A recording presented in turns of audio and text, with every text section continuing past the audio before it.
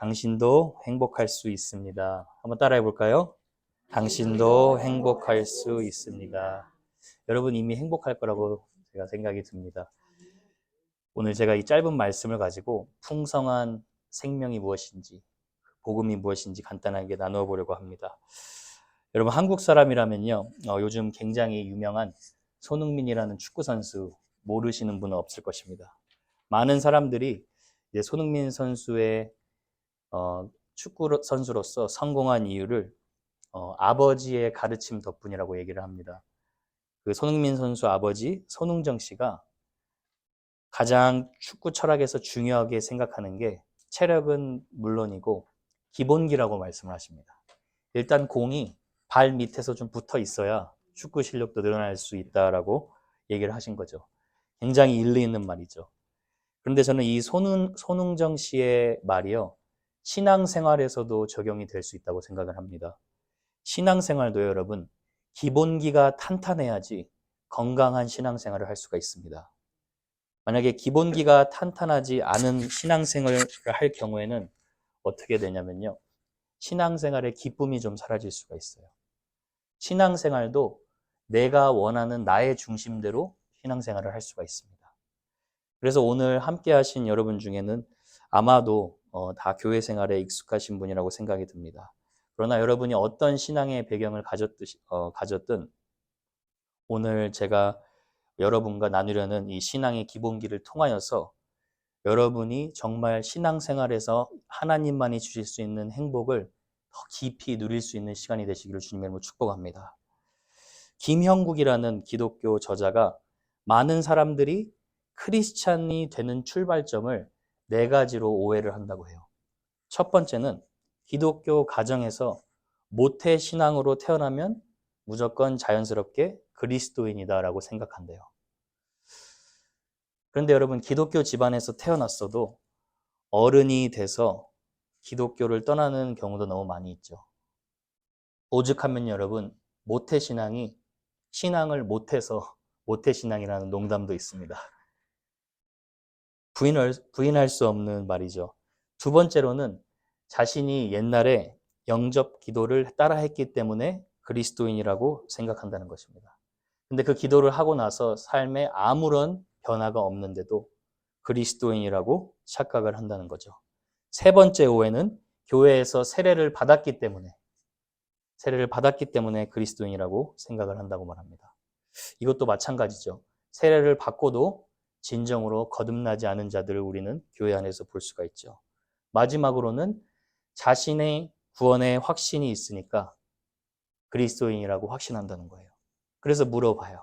그 구원의 확신이 어디서 오는 것입니까? 그런데 정작 자기가 믿는 구원의 내용이 무엇인지도 잘 모르는 사람들이 많이 있다는 거예요. 그래서 저는 오늘 이런 오해들을 조금 풀어보면서 그리스도인이 된다는 의미가 무엇인지 살펴보려고 합니다.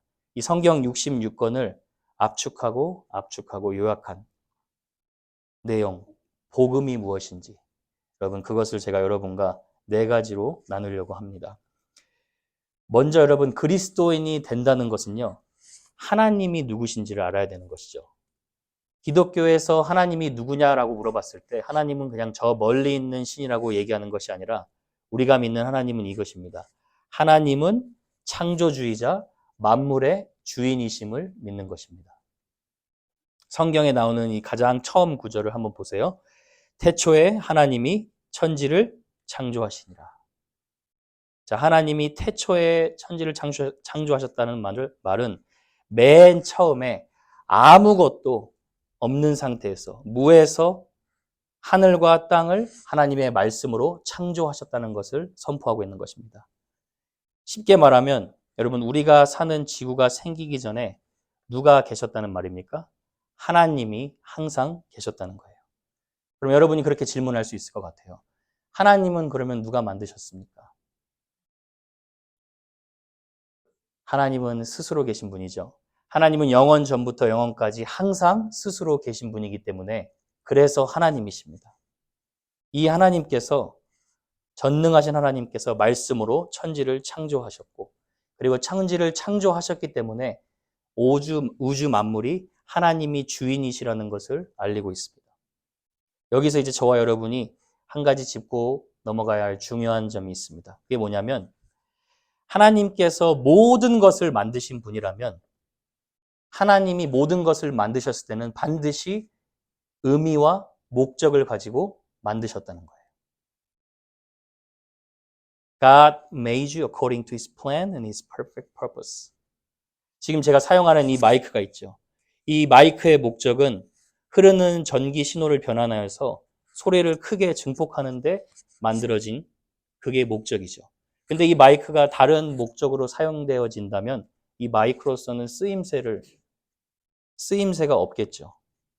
그러니까 하나님이 이 세상에 만드신 모든 존재 중에 그 어느 것 하나 의미와 목적 없이 만드신 존재가 없다는 거예요. 심지어 여러분, 사탄도 마찬가지예요. 사탄도 하나님의 창조물이에요. 피조물이에요. 사탄을 통해서 하나님의 영광이 드러납니다. 악을 통해서도 하나님의 선이 드러납니다.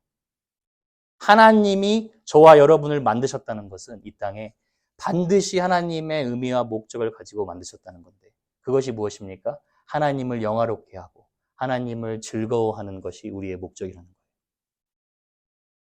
근데 여러분, 하나님을 믿지 않는 무신론자들은 어떻게 주장을 합니까?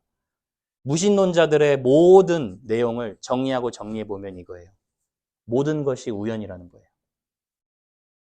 지구도 우연히 만들어진 거고 또 사람도 우연히 만들어졌다는 거예요. 그러니까 사람도 우연히 살다가 우연히 죽는 거예요. 윌리엄 퍼킨스라는 학자가 이런 재밌는 말을 하셨습니다. 어떤 사람이 가보지 않은 도시에 건물 안에 들어가게 됩니다. 이제 건물 안에 들어갔는데 거기에 사람은 하나도 없고 새들이 막 날아다니고 있어요. 근데 이제 그 사람이 그 새들을 보면서 이 건물은 사람이 없는 거 보니까 새가 만들었구나. 그렇게 생각하지 않는다는 것입니다. 당연히 건물을 보면서 어떤 사람이 만들었겠지라고 생각한다는 거예요. 그러니까 여러분, 하나님을 믿는데도 하나님이 나의 창조주임을 믿는 것도 믿음이 필요하지만 하나님이 계시지 않는 것을 믿는 것도 더 큰 믿음이 필요해요. 하나님 안 믿는 게 더 힘들어요. 성경이 분명히 말씀하고 있어요. 창세기 1장 27절에 보니까 하나님이 자기 형상 곧 하나님의 형상대로 사람을 창조하셨다.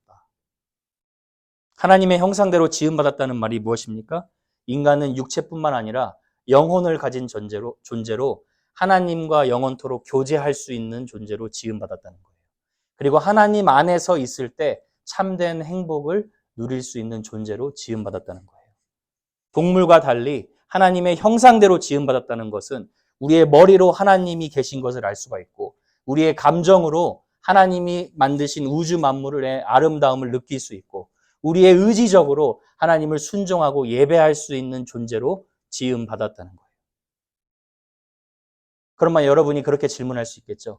하나님은 완벽하고 전능하신 분인데 굳이 왜 인간을 만드셨습니까?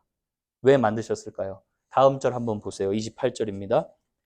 여러분 같이 한번 읽어볼게요. 시작.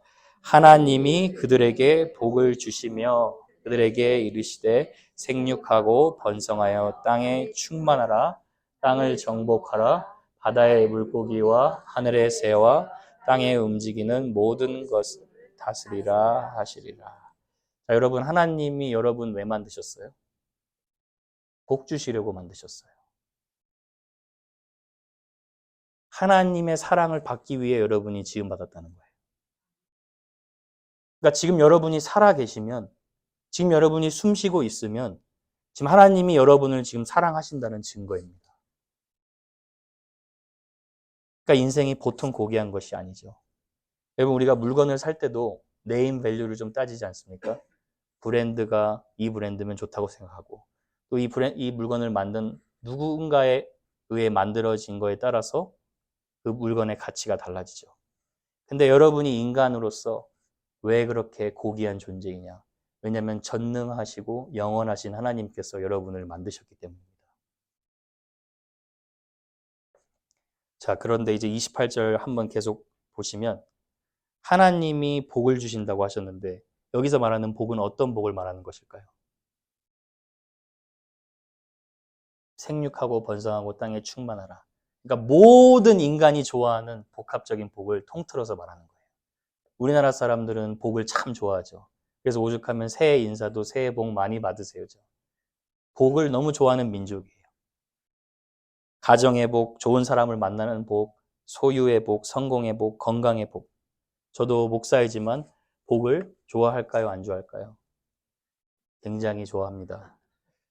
갑자기 뭐 예를 들어 크리스찬 프랜차이즈인 칙필레 사장이 우리 교회에 방문했습니다. 우리 교회 방문해서 여러분 얼굴을 보면서 여러분 이 교회 성도님들 얼굴 보니까 너무 그 미소가 은혜스럽습니다. 제가 목사님한테 20만 불 드릴 테니까 하나님의 사역 더 열심히 하십시오. 그럼 제가 그거 받을까요? 안 받을까요? 당연히 받고 좋아할 겁니다. 왜 그렇습니까? 인간은 복을 받기 위해 태어난 존재라는 거예요. 근데 여러분 여기서 복에 대한 중요한 전제가 있어요. 하나님이 그들에게 복을 주셨다는 거예요. 저와 여러분은 하나님께 복을 받는 존재라는 거예요. 이 세상에서 세상이 주는 복을 찾고 애쓰는 것이 아니라 하나님께서 주시는 복을 받기 위해 만들어졌다는 거예요. 그게 그리스도인의 첫 관문입니다. 하나님이 나를 만드셨구나. 내가 당연히 하나님 안에서 살아야 그게 복이구나. 그러니까 내 인생의 주인이 내가 아니구나. 그런데 여러분 문제가 있어요. 많은 사람들이요. 복은 원하는데 정작 복을 주시는 하나님을 자신의 인생의 주인으로 믿지 않는다는 거예요. 그것이 이제 우리가 다룰 두 번째 내용입니다. 왜 사람들이 하나님이 자신의 주인이심을 믿지 않을까요? 두 번째로는 모든 인간이 죄인이기 때문입니다. 여러분 성경에서 인간이 죄인이다라고 말할 때는 심각할 정도로 나쁜 짓을 해서 감옥에 있는 죄수들만을 가리켜서 죄인이다라고 말하는 것이 아닙니다. 성경 말씀을 하나 보시겠습니다. 로마서 3장 23절 모든 사람이 죄를 범하였음에 하나님의 영광에 이르지 못하더니 자, 몇 명이 죄를 범하였다고요? 모든 사람. 모든 사람에는 저와 여러분이 포함되어 있는 거예요. 저와 여러분이 하나님 앞에 범죄했다는 거예요. 그래서 기독교는 모든 인간이 죄성을 가지고 태어난다고 얘기를 합니다. 시편 51편 5절에 보면 내가 죄악 중에서 출생하였으며 어머니가 죄 중에서 나를 잉태하였나이다. 자, 여러분 죄성이라는 게 무엇일까요? 우리 인간의 마음 상태를 말하는 것이죠. 어떤 마음의 상태냐? 죄의 마음의 상태는 단순히 거짓말하고 도둑질하고 남을 미워하는 이런 도덕적인 죄를 말하는 것이 아닙니다. 나무로 비교하자면 도덕질하고 거짓말하고 욕하고 하는 것들은 나무의 열매이고요. 나무의 뿌리, 그것이 인간의 마음의 상태라는 거예요. 인간의 마음의 본성이라는 거예요. 그 본성이 뭐냐면 하나님이 내 인생의 주인이심을 거부하는 거예요. 그 마음을 모든 사람이 태어날 때부터 가지고 있다는 거예요. 여러분, 죄가 영어로 뭐죠? sin이죠, sin. 자, sin에서 가운데 알파벳 영어가 뭐죠? I죠, I. 가운데 영어 알파벳 그 글자처럼 죄라는 것은 바로 인간이 자기 중심적인 삶, 그렇죠? 자기 중심성으로 살아가는 그 본성을 말합니다. 그래서 하나님을 모르는 가정에 5명의 가족이 산다고 생각해 보세요. 그러면 몇 명의 하나님이 거기 있습니까? 5명의 하나님이 있어요. 다 내가 맞는 거예요. 자기 중심적으로 살아가기 시작한 거예요.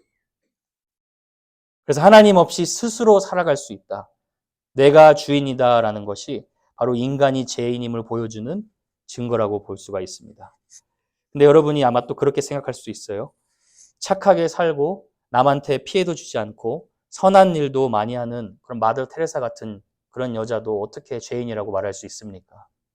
그렇게 말하는 건 기독교가 너무하는 거 아닙니까? 라고 얘기할 수가 있습니다. 제가 책에서 읽었던 예화가 하나 있는데요. 여러분이 한번 이렇게 생각해 보세요. 여러분이 인생에서 가장 존경하고 훌륭하다고 생각하는 예의 바른 친구가 있습니다. 오랫동안 봐왔던 친구인데 그 친구는 공부도 잘하고 성격도 좋고 뭐 하나 빠진 것이 없습니다. 그 친구가 여러분을 그 친구의 집으로 초대했어요. 그랬더니 더 놀란 것은 그 집이 너무 아름답게 잘 꾸며놨어요. 멋있게. 그 친구의 인생처럼. 근데 그 친구랑 함께 식사를 하면서 대화를 나누기 시작했습니다. 그런데 자꾸 저 집안 뒤쪽에서, 방 쪽에서 계속 소리가 나는 거예요. 그래서 그 소리가 무슨 소리냐고 친구한테 물어봅니다. 그랬더니 친구가, 신경 쓰지 마. 별거 아니야. 라고 얘기를 해요. 그래서 자꾸 밥 먹는데 소리가 나서 이상하다 싶어서 화장실에 가다가 우연히 방 문이 열려 있는 것을 보게 됐는데 이 친구가 충격을 먹게 됩니다. 왜냐하면 자신을 초대한 그 친구의 늙으신 어머니가 씻지도 않고 더러운 모습으로 음식을 먹고 있었던 거예요. 만약에 여러분이 이 모습을 여러분이 보게 된다면 여러분 이 친구를 훌륭한 친구라고 생각하시겠습니까? 자신을 낳아준 어머니도 무시하고 홀대하는 것도 엄청난 죄이지만 우리에게 생명과 호흡을 주신 창조주 하나님을 무시하고 무관심하게 살아간다는 거. 그게 보통 죄가 아니라는 거예요. 인간이 행복하지 않는 이유, 불행한 이유가 여기 있습니다. 바로 우리의 죄 때문에 나와 하나님 사이의 관계가 단절됐기 때문이죠. 그래서 이사야 59장 2절은 이렇게 말씀합니다. 오직 너희 죄악이 너희와 너희 하나님 사이를 갈라놓았다. 다른 사람의 죄가 아니에요, 여러분. 여러분의 죄가 하나님과 나 사이를 갈라놓았다는 거예요. 너희 죄가 그의 얼굴을 가려서 너희에게서 듣지 않으시게 함이니라. 하나님이 능력이 없으셔서 우리의 말씀을 듣지 못하고 우리가 도움을 구하는데 듣지 못한 것이 아니라 우리의 죄로 인하여서 우리가 하나님이 우리 인생의 주인이심을 거부하는 그 죄로 인하여 하나님의 사랑을 알지 못하고 하나님이 주시는 복도 우리가 받지 못한다는 거예요. 그래서 사람들이 이 죄의 문제를 해결해 보려고 열심히 노력하면서 살아갑니다. 여러분이 세상을 한번 보시면 알아요. 선한 일, 착한 일을 해봐서 마음의 죄책감을 덜어내 보려고 열심히 노력하기도 하고 또 세상의 지식과 철학들을 쌓아서 긍정적인 마인드로 그냥 열심히 한번 살아보면 되겠지. 나는 그 마음으로 살아가기도 합니다. 돈도 많이 벌면 행복해지겠지. 커리어를 쌓으면 행복해지겠지. 세상적으로 성공하면 행복해지겠지 하며 살아가는 게 우리 많은 지금 젊은 세대를 통해서 볼 수가 있습니다. 그런데 성경은 분명하게 말씀하고 있어요. 하나님 안에서 사는 것이 진짜 복이고 그러나 그 복을 알 수 없는 이유는 인간이 하나님께 범죄했기 때문이라는 거예요. 아무리 열심히 살아가지만 뭔가 모르게 마음의 한편에 채워지지 않는 빈 공간이 있다는 거예요. 왜 그럴까요? 전도서 3장 11절에 한번 보세요. 하나님이 모든 것을 지으시되 때를 따라 아름답게 하셨고 또 사람들에게는 무슨 마음을 주셨습니까? 영원을 사모하는 마음을 주셨다는 거예요. 하나님의 형상 닮은 인간은 끊임없이 무언가를 갈망합니다. 그게 뭐냐면 하나님만이 주실 수 있는 영원한 복을 갈망한다는 거예요. 그래서 C.S. 루이스라는 학자도 이 땅에서 인간이 만족하지 못하는 이유 중에 하나가 뭐냐면 인간은 이 땅을 위해서 만들어진 존재가 아니라 영원한 나라를 위해서 만들어진 존재라는 거예요. 죄의 문제는요. 영혼을 계속 목마르게 하고 영혼에게 계속 갈증을 줘요. 근데 이게 끝이 아니죠. 죄로 인해서 하나님과 인간 사이의 관계가 끊어진 것뿐만 아니라 사람과의 관계에서도 서로 헐뜯고 서로 상처 주는 관계가 되어버렸습니다. 여러분, 이 세상에서 가장 아름다운 사랑의 스토리가 어디 나와 있는 줄 아시죠? 한국 드라마에도 안 나와 있어요. 성경에 나와 있습니다. 죄가 들어오기 전에 창세기 2장에 보면 하나님께서 아담과 하와를 만드셨잖아요. 근데 아담이 여러분이 어떤 한국 드라마에서도 못 들어볼 만한 로맨스의 고백을 합니다. 하나님께서 여자를 딱 데려다 주시니까 여자를 보면서 저 여자는 내 뼈 중에 뼈요, 내 살 중에 살이라. 여러분, 요즘 청년 가운데 이렇게 고백하는 청년들이 있습니까? 그렇죠. 당신은 내 뼈 중에 뼈요, 내 살 중에 살입니다. 당신과 나와 한 몸입니다. 너무 서로 사랑하고 아껴주는 관계였어요. 그런데 아담과 하와가 딱 하나님께 범죄하고 나서 이 사랑의 관계가 순식간에 핑계와 증오의 관계로 바뀌어버려요. 하나님께서 아담을 딱 불러서 말씀을 하세요. 아담아, 내가 먹지 말라는 나무의 실과를 먹었느냐? 그랬더니 아담이 뭐라고 얘기합니까? 하나님이 주신 하나님께 핑계대죠. 저 여자 때문에 내가 이것을 먹었나이다. 죄인이 된 남자의 옹졸한 모습이에요. 간슬게 다 내어줄 것처럼 얘기하더니 죄가 들어온 후로 갑자기 돌변해서 자신의 책임을 회피하고 변명하기 시작하는 거예요. 하나님 때문이고 저 여자 때문이라는 거예요. 사랑하는 아내가 순식간에 저 여자로 바뀐 거예요. 근데 여러분 안타까운데 이 성경의 스토리가 지금 현실에서 일어나는 일이죠. 어떤 분이 이런 말을 했어요. 사랑해야 할 남편이 원수가 되고 존경해야 할 어머니가 짐이 되고 눈에 넣어도 안 아플 자식이 가시가 됩니다. 이 모든 것이 죄의 강력한 영향력입니다. 여러분 참 가슴 아픈 일이지만 이게 지금 전 세계에서 일어나는 현실입니다. 게다가 여러분 죄는요 이게 끝이 아니에요. 한평생 서로 상처 주고 서로 고통을 주다가 인생의 끝이 무엇입니까? 결국 다 죽는다는 거예요. 허무하게 죽는다는 거예요. 로마서 3장에 보면 죄의 싹은 사망이요라고 분명히 얘기하고 있죠.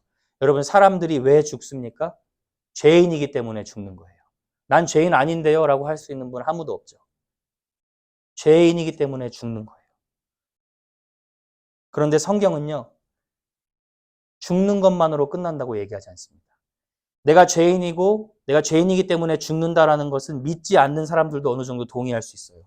근데 성경은 분명하게 말하고 있죠. 히브리서 9장 27절에 한 번 죽는 것은 정해진 것이요 그 후에는 반드시 심판이 있으리니 죽음이 끝이 아니라 죽음 뒤에는 천국으로 가던가 아니면 지옥으로 가던가 반드시 영원한 심판이 있다는 거예요. 여러분 우리나라가 자살률 국가 1위입니다. 무슨 이유로 그런지 젊은 청년들이 세상의 수고와 짐을 견디지 못하고 자신이 스스로 목숨을 끊어내요. 왜요? 그렇게 끊어내면 이 세상에 있는 짐 다 없어지겠지라고 생각하는 거예요. 여러분 우리나라의 가장 유명한 존경받는 대통령 중에 한 명, 노무현 대통령도 자신의 목숨을 스스로 끊어냈죠. 자신의 지위와 책임, 그 짐을 이기지 못하고 스스로 목숨을 끊어내면 모든 짐이 내려놓을 거라고 생각했던 거예요. 그런데 여러분 성경은 분명하게 말씀하고 있죠. 죽음 뒤에는 반드시 심판이 있을 것이라고. 그래서 계시록 20장에도 보면 각 사람이 자기의 행위대로 심판을 받고 사망과 음부도 불못에 던져지니 이것은 둘째 사망 곧 불못이라. 뭐라고 나와 있습니까? 마지막에 누구든지 생명책에 기록되지 못한 자는 불못에 던져지더라.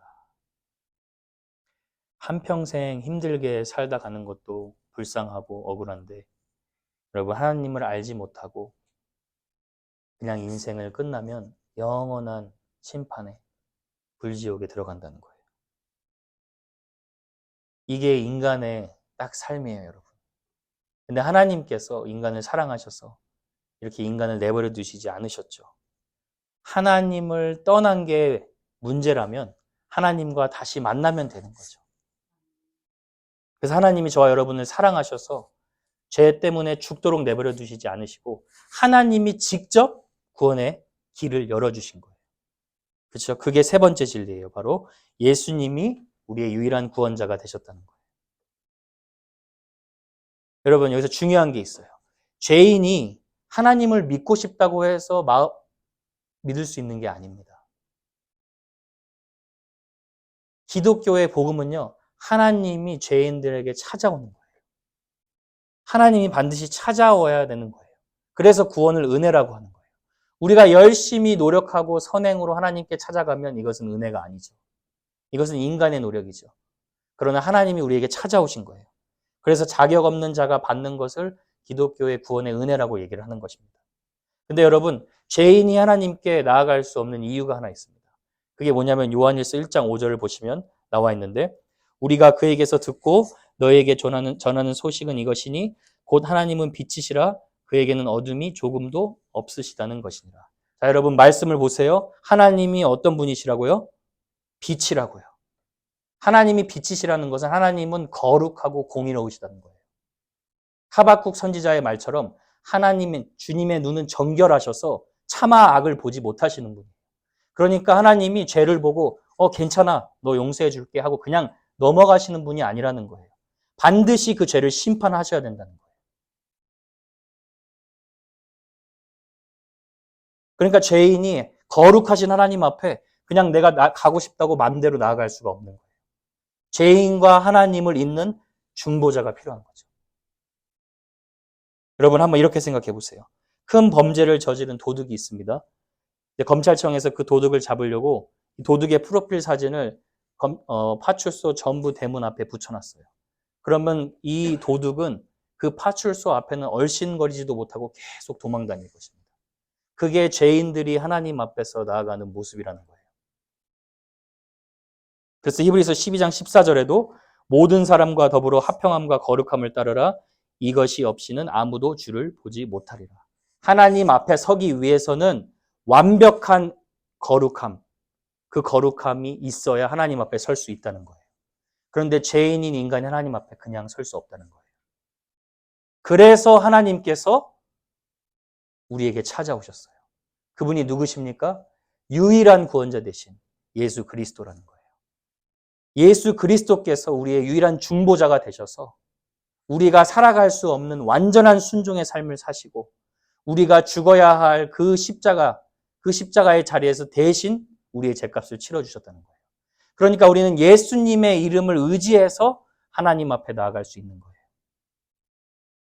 여러분, 구원자가 되기 위해서 인간이 죄에서 구원을 받으려면요, 세 가지 조건이 충족돼야 됩니다. 그게 뭐냐면 누군가가 나의 죄값을 치러줘야 합니다. 그렇죠? 두 번째로는 그 사람은 죄가 없어야 됩니다. 죄가 없으신 분이 우리의 죄를 대신할 수 있어요. 감옥에서 죄수가 또 다른 죄수를 빼어낼 능력이 없습니다. 세 번째로는 모든 사람이 죄인이기 때문에 반드시 죄인인 인간을 위해서 하나님께서 인간을 위하여 죽으셔야 합니다. 이 세 가지 조건을 다 충족하시는 분이 우리의 유일한 구원자 되신 예수 그리스도라는 거예요. 성인 군절하고 존경받는 여러분 석가모니가 우리의 죄를 대신 갚을 수 없죠. 기독교는 왜 이렇게 배타적이냐고 얘기하죠. 왜냐하면 공자의 가르침이 우리의 죄를 씻을 수 없기 때문입니다. 마더 테레사의 선행이 우리의 죄를 씻길 수 없기 때문입니다. 우리는 오직 예수 그리스도의 죽음과 그분의 부활하심으로 말미암아 그것을 믿음으로 말미암아 하나님과 다시 관계가 회복될 수 있는 것입니다. 그것이 여러분 베드로가 외친 진리였죠. 다른 사람, 다른 이로서는 구원 얻을 수 없나니 천하 인간의 구원 얻을 만한 다른 이름을 우리에게 주신 적이 없음이니라. 그래서 오직 예수 그리스도를 믿음으로 말미암아 우리가 하나님 앞에 나아갈 수 있는 거예요. 로마서 5장 8장에 예수님께서 우리의 죄를 이렇게 해결하셨다고 말씀하시죠. 우리가 아직 죄인 되었을 때에 그리스도께서 우리를 위하여 죽으심으로 하나님께서 우리에 대한 자기의 사랑을 확증하셨느니라. 그러니까 여러분 우리를 위하여 죽으셨습니다. 이게 아니라 우리의 죄를 대신해서 우리의 자리에서 예수님이 대신 돌아가셨다는 거예요. 이 십자가의 사랑을 잘 설명해주는 유명한 중국 실화가 있습니다. 어린 나이에 부모를 잃은 두 형제가 있었어요. 형은 온유하고 책임감이 강한 사람이었습니다. 동생은 난폭하고 거친 자였습니다. 늘 싸움과 폭력에 휘말릴 정도로 막무가내의 삶을 살았던 자였어요. 그런데 어느 늦은 저녁에 동생이 형의 집 문 밖을 막 두드리면서 찾아온 거예요. 그러니까 형이 동생을 보면서 놀랐습니다. 왜냐하면 동생이 싸움에 휘말리다가 사람을 쳐서 죽인 거예요. 그리고 피가 묻은 옷을 입고 있었습니다. 그때 밖에서 경찰이 문을 두드리면서 찾아왔습니다. 형이 동생을 살 방법을 생각했어요. 그래서 동생한테 얘기한 거예요. 동생아, 네가 입은 그 피 묻은 옷을 내가 입겠다. 너가 내 옷을 입어라. 그리고 경찰이 형을 체포해 갔어요. 수사를 받게 되고 형에 대한 재판의 결과가 나왔는데 사형 선고였습니다. 이유는 사람을 너무 잔인하게 쳐서 죽였다는 이유였어요. 동생은요, 형의 집에서 꼼짝도 하지 않고 숨어서 살고 있었어요. 사형이 이제 집행되기 하루 전날에 형이 간수에게 동생에게 마지막으로 이 편지를 전해달라고 부탁을 합니다. 아무것도 모르는 동생이 소식을 듣고 형이 형이 사형 집행에 당했다는 소식을 듣고 갔을 때는 이미 사형 집행이 끝난 뒤였어요. 그때 가슴이 미어지는 눈물을 흘리면서 돌아오는 길에 형이 보낸 편지를 읽게 됩니다. 그때 형이 이렇게 편지를 썼어요. 사랑하는 동생아, 나는 내일 너의 죄의 옷을 입고 너를 대신해서 죽게 된다. 너는 앞으로 나의 옷을 입은 자로서 나를 생각하며 의로운 삶을 살아다오. 여러분, 이 형이 한 일이 바로 예수 그리스도께서 우리를 위해 하신 일과 똑같습니다. 예수님께서 우리의 죄를 대신해서 죄의 옷을 입어주신 거예요. 그리고 예수님의 의의 옷을 여러분에게 입혀주신 거예요. 그래서 여러분이 새로운 삶을 살아갈 수 있도록. 그러나 예수님이 죽으신 걸로 끝나지 않으셨죠. 죽으시고 3일 만에 다시 부활하셨죠. 여러분, 예수님이 죽음에서 다시 살아나셨다는 것은 무엇을 말하는 것입니까? 예수님이 곧 하나님의 아들임을 증명하는 거예요. 예수님만이 죄와 죽음을 이기실 수 있는 유일한 구원자이심을 증거하는 거예요.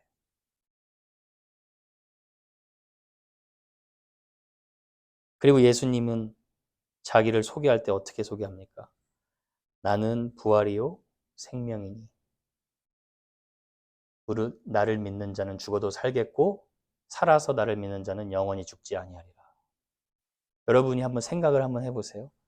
세상에 어떤 종교 지도자가 자신을 소개하는데 내 이름은 부활입니다라고 소개하겠습니까? 세상에 어떤 종교 지도자가 나는 생명입니다라고 소개하겠습니까? 세상에 어떤 철학자가 죄인들을 향하여서 나를 믿는 자는 죽어도 살아날 것입니다라고 얘기할 수 있겠습니까?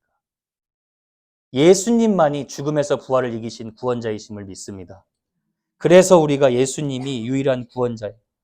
이것을 선포하고 이것을 믿는 것입니다. 그래서 여러분이요, 이 복음을 들으면 또 십자가 얘기한다, 지루하다라고 하면 안 돼요. 복음을 들을 때마다 여러분의 마음이 다시 살아나셔야 돼요. 여러분 복음을 들을 때마다 슬퍼해도 다시 찬양할 수 있는 힘이 생겨야 합니다. 다시 기뻐할 수 있는 유일한 힘이 무엇입니까? 복음이에요, 복음. 복음이, 그래서 이 복음의 능력이 식어지면 안 됩니다. 사도 바울이 로마서 1장 15절에 역사가 깊은 로마 교회를 향하여서도 뭐라고 얘기합니까? 할 수만 있다면 내가 로마에 가서 복음 전하기를 원하노라. 왜냐하면 너무 오랫동안 신앙생활을 해온 그리스도인들의 복음의 감격이 식어져 버렸기 때문에 할 수만 있으면 내가 다시 이 복음 전하기를 원한다. 그래서 여러분이 이 사실을 믿으셔야 돼요. 복음이 나의 능력이고 복음이 나의 기쁨이다.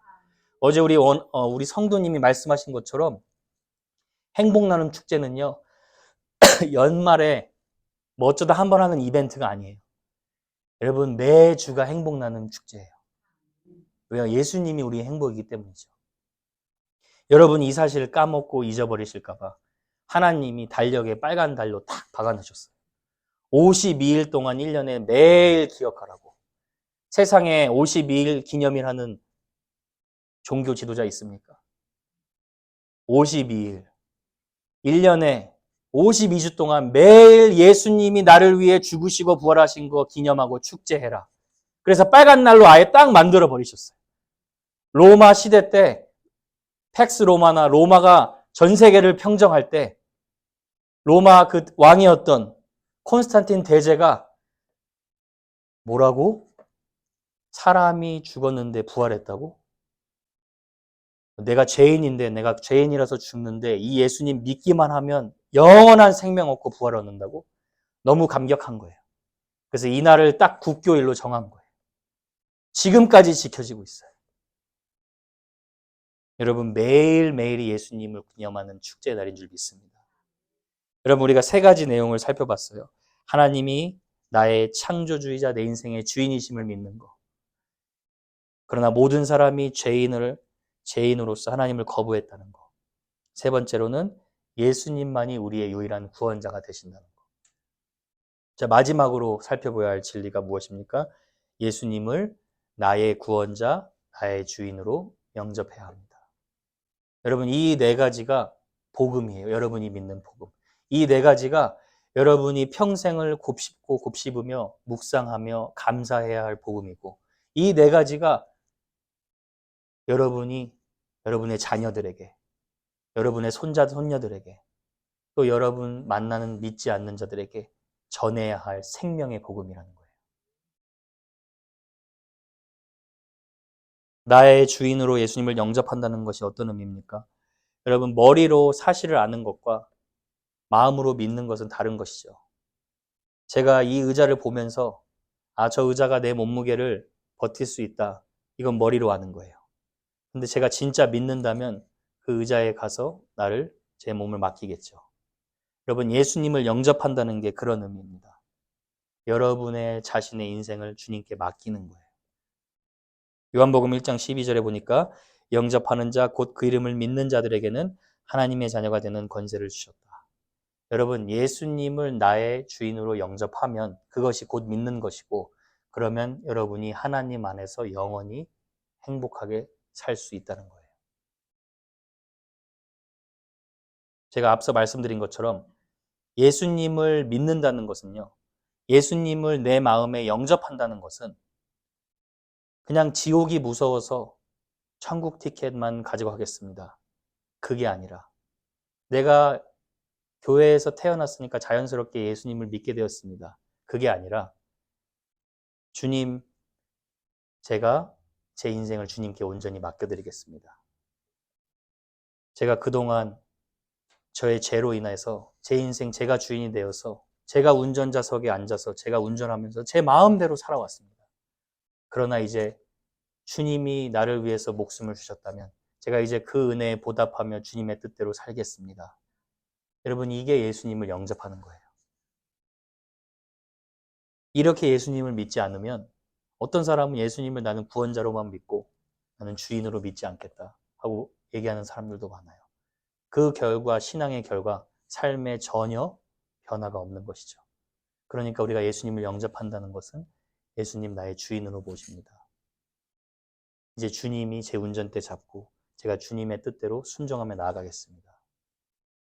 이게 예수님을 진정으로 영접한다는 거예요. 좀 전에 동생을 살리기 위해 죽었던 형의 이야기 기억하시죠? 동생에게 이전에 동생과 어울리던 폭력배 친구들이 다시 찾아왔습니다. 이유는 뭐냐면 동생을 다시 데리고 가서 옛날의 삶으로 돌아가자는 거였어요.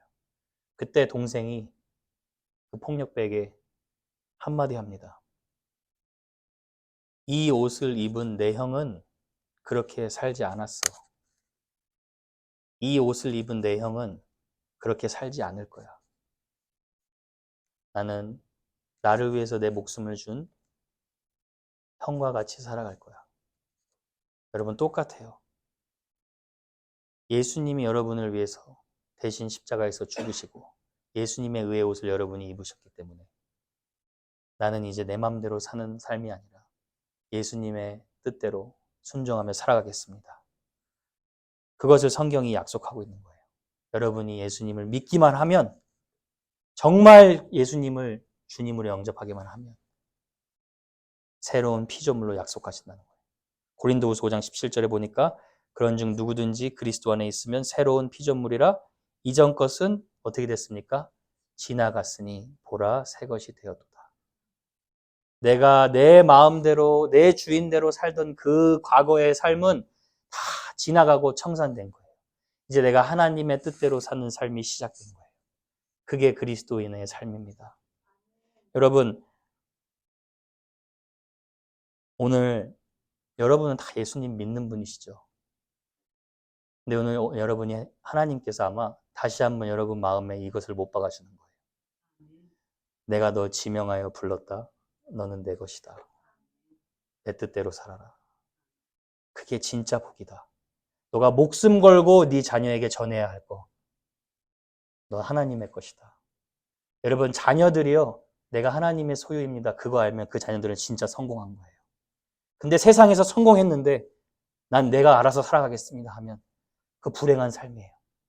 그러니까 여러분이 사명을 가지고 오늘 또 복음의 감격이 회복돼서 이 복음을 자녀들에게 전해주시고 먼저 여러분에게 식어졌던 감격이 회복되시기를 바라고 예수님으로 인하여 여러분 마음 가운데 충만한 기쁨과 행복이 누려지는 귀한 복된 한 주 되시길 주님의 이름으로 축복합니다. 잠깐 기도하겠습니다.